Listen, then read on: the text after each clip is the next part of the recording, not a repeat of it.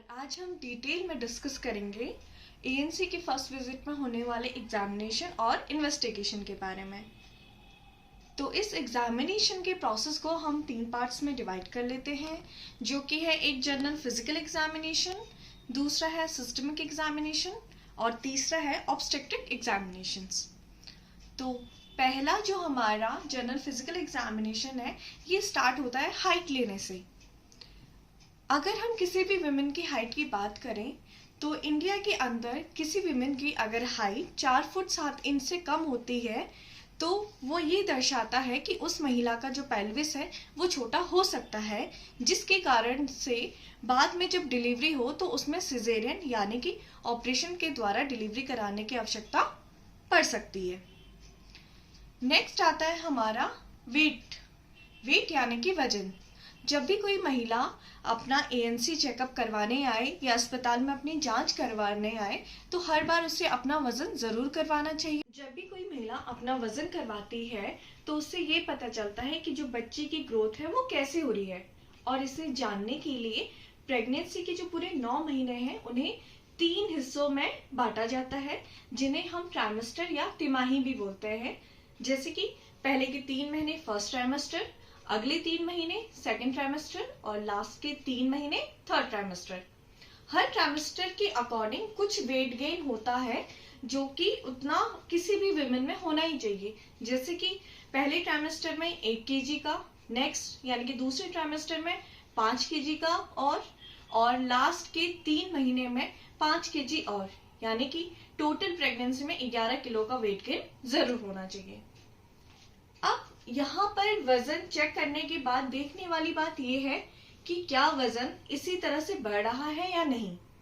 अगर किसी महिला का वजन किसी भी कारणवश उसकी तिमाही के अकॉर्डिंग बहुत ज्यादा बढ़ रहा है तो ये इशारा करता है प्री एक्लेम्शिया की तरफ, जो कि एक मदर में होने वाला कॉम्प्लिकेशन है, जिसके लक्षण क्या हो सकते हैं कि किसी भी महिला का जो बीपी है वो 140/90 से ऊपर हो जाए, उसको धुंधलापन दिखने लगे, सर में तेज दर्द हो और पेट में दर्द। अगर इस तरह की शिकायत कोई भी महिला बता रही है तो हो सकता है उसको प्री एक्लेम्शिया हो। ये तो बात रही कि अगर किसी महिला का वजन उसके ट्राइमेस्टर के अकॉर्डिंग ज्यादा बढ़ता है। अब नेक्स्ट बात करते हैं हम उन फीमेल्स की जिनका वजन अपनी ट्राइमेस्टर या तिमाही के अकॉर्डिंग या प्रेगनेंसी के ड्यूरेशन के अकॉर्डिंग उतना ज्यादा नहीं बढ़ता है और कम बढ़ता है, तो ये इशारा करता है आईयूजीआर या आईयूडी की तरफ। अब आईयूजीआर क्या होता है? आईयूजीआर है इंट्रा यूटेराइन ग्रोथ रिटार्डेशन, जिसे कि हम ये बोलते हैं कि वूम्ब यानी कि यूट्रस के अंदर जो बच्चे का वजन है वो एज एक्सपेक्टेड नहीं बढ़ रहा है जितना बढ़ना चाहिए, और उसकी ग्रोथ कम होती है, बच्चा कम वजन का निकलता है। अगला टर्म है आईयूडी। आईयूडी किस केस में होता है? जब अगर यूट्रस के अंदर पैदा होने से पहले ही उस फीटस की डेथ हो जाए, यानी कि बच्चा पैदा होने से पहले ही यूट्रस के अंदर ही एक्सपायर हो गया हो, तो उसे हम आईयूडी बोलते हैं। तो ये 2 लक्षण की तरफ इशारा करता है अगर किसी महिला का वजन उसके एक्सपेक्टेड टाइम के हिसाब से ना बढ़ रहा हो। हाइट और वेट के बाद अब हम बात करते हैं कि लुक में हमें क्या क्या चीजें देखनी है। तो वो हमें चेक करना होता है पैलर और जॉइंडिस। पैलर और जॉइंडिस को चेक करने के लिए हम आंखों का ये जो सफेद सिरा रहता है इसे हम जरूर चेक करेंगे, जिसे हम कंजक्टाइवा बोलते हैं। अगर इस एरिया में पीलापन या गहरा पीलापन दिखता है तो ये इशारा करेगा कि विमेन को आगे पीलिया भी हो सकता है या एनीमिया की शिकायत है।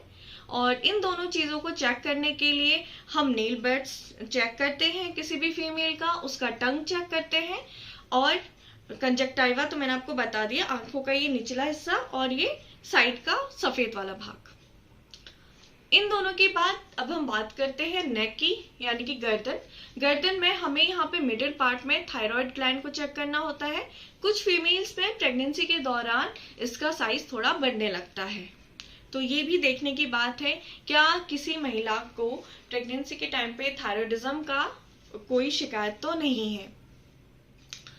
इसी में आगे बढ़ते हुए हम बात करेंगे वाइटल साइंस के मॉनिटरिंग की, जिसमें कि किसी भी फीमेल का बीपी लिया जाता है, उसका पल्स यानी कि नाड़ी ली जाती है, और उसका रेस्पिरेशन यानी कि उसकी सांस की दर कितनी है ये देखी जाती है, और last but not the least उसका टेम्परेचर देखा जाता है। बीपी, अगर बीपी की जो रेंज होती है वो ये बोली जाती है कि 120/80 जो है एक नॉर्मल बीपी है, लेकिन अगर गर्भवती महिलाओं का बीपी 140/90 से ऊपर हो तो वो किसी दिक्कत की तरफ इशारा कर सकता है। ऐसी महिलाओं को डॉक्टर से जरूर संपर्क करना चाहिए।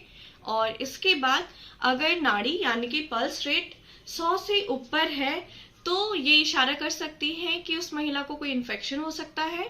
साथ ही अगर हम सांस दर यानी कि रेस्पिरेशन रेट की बात करें, ये तो वैसे नॉर्मल 16 से 24 रहता है, लेकिन अगर उसे कोई भी सांस की दिक्कत हो रही है तो हो सकता है उसका रेस्पिरेशन रेट कम जा रहा हो, तो ये भी इस कंडीशन में भी उसे डॉक्टर को जरूर दिखाना चाहिए। और नेक्स्ट है हमारा टेम्परेचर।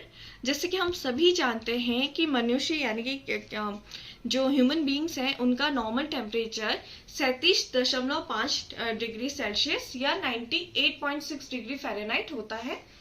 अगर किसी भी दशा में उनका टेम्परेचर 100.4 से फ़ारेनहाइट से ऊपर या 38 डिग्री सेल्सियस से ऊपर हो तो ये भी किसी इन्फेक्शन की ओर इशारा करता है।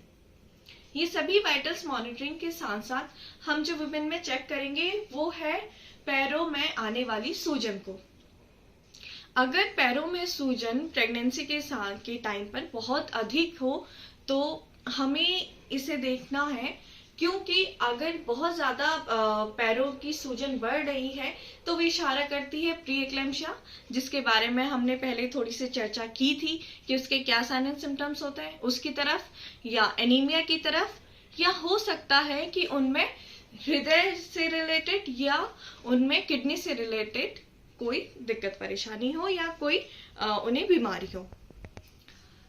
ये दिक्कत इसलिए हमें ज़रूर आइडेंटिफाई करनी है क्योंकि एक बात हम बोलते हैं कि प्रेगनेंसी के टाइम पे थोड़ी बहुत सूजन आती है, बट अगर वो सूजन बहुत ज़्यादा है तो भी डॉक्टर को दिखाने की आवश्यकता है।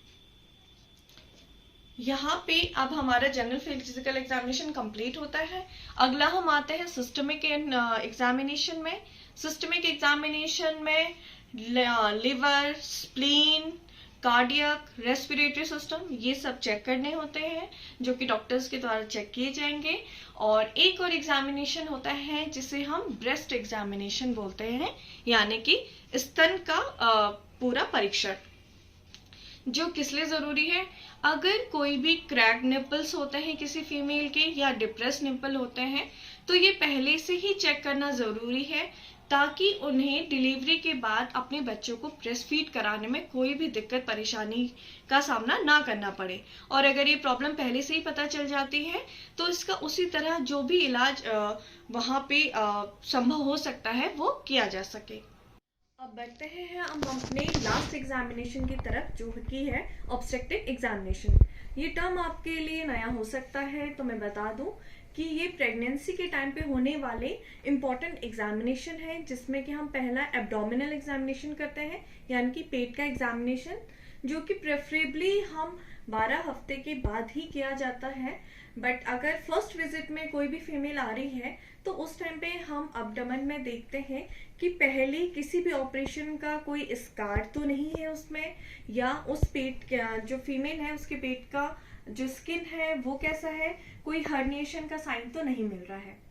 12 हफ्ते के बाद पेट का एग्जामिनेशन करने का जो मेन सिग्निफिकेंस है वो ये है कि 12 हफ्ते के बाद ही यूट्रस की लेंथ बढ़ती है जो कि पर एब्डोमेन फील हो सकती है, उससे पहले वो फील नहीं होती है। नेक्स्ट हम मूव करते हैं वेजाइनल एग्जामिनेशन की तरफ, जो कि प्रेगनेंसी के टाइम पे इसेंशियली किया जाता है। और फर्स्ट ट्राइमेस्टर में जब हम इसे करते हैं तो उसका मेन उद्देश्य होता है कि हम प्रेगनेंसी की अर्ली जो एग्जैक्ट डेट है उसका कंफर्म कर सकें और जो पेल्विक पैथोलॉजी है उसको हम आइडेंटिफाई कर सकें, जिससे हमें ये पता चल पाए कि आगे जाकर उस फीमेल की नॉर्मल डिलीवरी होगी या उसे सर्जरी के द्वारा डिलीवरी कराने की आवश्यकता पड़ सकती है। यहाँ पर हमारे एग्जामिनेशंस कंप्लीट हुए। इसी के साथ हम आगे बढ़ते हैं इन्वेस्टिगेशन की तरफ। इन्वेस्टिगेशन 2 टाइप के होते हैं, एक है रूटीन और दूसरा है स्पेशल इन्वेस्टिगेशंस। रूटीन इन्वेस्टिगेशन में हम 2 इन्वेस्टिगेशन करते हैं, जो कि है पहला ब्लड और दूसरा यूरिन का। ब्लड इन्वेस्टिगेशंस में हीमोग्लोबिन चेक किया जाता है, ब्लड ग्रुपिंग चेक की जाती है, VDRL यानी कि venereal disease research laboratory test किया जाता है, जो कि किसी भी सेक्सुअली ट्रांसमिटेड इन्फेक्शन जैसे कि सिफिलिस को चेक करने के लिए किया जाता है। और इसके साथ ही कुछ स्पेशल एरियाज में ब्लड ग्लूकोज का टेस्ट भी होता है। हीमोग्लोबिन किसी भी प्रेग्नेंट महिला में एटलीस्ट 11 ग्राम पर DL तो होना चाहिए। अगर इससे नीचे हीमोग्लोबिन की रैंकिंग आती है तो उस फीमेल को हम एनीमिया की कैटेगरी में रखते हैं, और अगर यही हीमोग्लोबिन 7 से कम हो तो उसे सीवियर एनीमिया बोलते हैं। और इस एनीमिया को लेकर हम अपने आगे आने वाले वीडियो में बहुत डिटेल में डिस्कस करेंगे इसके मैनेजमेंट के साथ। नेक्स्ट हम यूरिन की जो इन्वेस्टिगेशन है उसमें हम प्रोटीन चेक करते हैं, शुगर चेक करते हैं और पस सेल चेक करते हैं। किसी भी फीमेल के यूरिन टेस्ट में अगर प्रोटीन मिलता है तो ये प्री एक्लेम्पशिया की तरफ इशारा करता है, और अगर उसमें शुगर प्रेजेंट है तो ये डायबिटीज मेलाइटिस की तरफ इशारा करता है, और पस सेल किसी भी शरीर में होने वाले इन्फेक्शन को दर्शाता है। रूटीन इन्वेस्टिगेशंस के बाद अब है स्पेशल इन्वेस्टिगेशंस की बात। स्पेशल इन्वेस्टिगेशंस में हम HIV और HbA1c, HCV इन सब का टेस्ट करते हैं, जिन्हें हम वायरल मार्कर्स भी बोलते हैं। और इसके बाद एक टेस्ट होता है जिसे हम बोलते हैं मैटरनल सीरम अल्फा फीटोप्रोटीन, जो कि 15 से 18वें हफ्ते में प्रेगनेंसी के किया जाता है, जो कि बेबी में होने वाले कुछ क्रोमोसोमल एबनॉर्मलिटीज जैसे कि न्यूरल ट्यूब डिफेक्ट को दर्शाने के लिए या उसे आइडेंटिफाई करने के लिए किया जाता है। या अगर कोई बच्चा डाउन सिंड्रोम का है तो इसे हम पहले ही स्टार्टिंग में ही यानी कि 15 से 18 हफ्ते में ही आइडेंटिफाई कर लेते हैं। नेक्स्ट हम मूव करते हैं अपने अल्ट्रासाउंड की तरफ। स्टार्टिंग ऑफ द प्रेगनेंसी में अल्ट्रासाउंड नहीं किया जाता है, बट हाँ लेटर 18 to 20 वीक्स में ये जरूर करना चाहिए अल्ट्रासाउंड। अगर हम किसी भी कारणवश स्टार्टिंग में अल्ट्रासाउंड करते हैं तो उससे हमें प्रेगनेंसी का एग्जैक्ट टाइम पता चलता है कि कितना टाइम ड्यूरेशन प्रेगनेंसी को हो गया है, और साथ ही फीटल का जो है फीटस कितने फीटस हैं या फीटस में कोई एनॉमली तो नहीं है, इसे हम अल्ट्रासाउंड के थ्रू आइडेंटिफाई कर सकते हैं। तो ये था हमारा इन्वेस्टिगेशन। तो आज की वीडियो में हमने एग्जामिनेशन और इन्वेस्टिगेशन दोनों कवर करे। आई होप कि आपको ये वीडियो इंफॉर्मेटिव लगा हो, और अगर आपको ये वीडियो पसंद आया हो तो इसे लाइक, सब्सक्राइब एंड शेयर जरूर करें। और साथ ही अगर आपने मेरा पिछला वीडियो ना देखा हो तो मैं लिंक डिस्क्रिप्शन बॉक्स में डाल दूंगी, प्लीज उसे विजिट करें और देखें। Thank you.